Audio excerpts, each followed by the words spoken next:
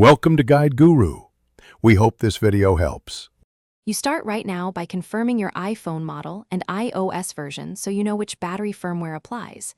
Back up the device to iCloud or Finder. Once done, make sure the backup completes.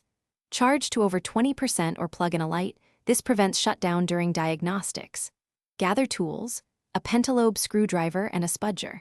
These first steps avoid data loss and allow safe disassembly. Do not proceed until backup and charge are verified. Once done with prep, check settings battery health and read the unverified message. Note any serial mismatch. Power the iPhone fully off. Remove the display gently, work slowly to avoid tearing flex cables, and disconnect the battery connector. Document connector positions with clear photos. This helps if connectors look similar. Install a genuine or correctly matched replacement battery, seat it fully, reconnect the battery and display. Then after reassembly, boot the iPhone and check battery health.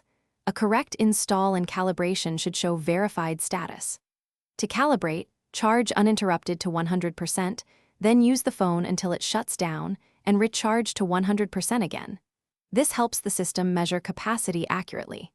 If the unverified label persists, power down and recheck connectors and seating. Once connectors are confirmed, consider reflash options if you have tools, or take it to Apple-authorized service. This single troubleshooting step resolves most recognition errors.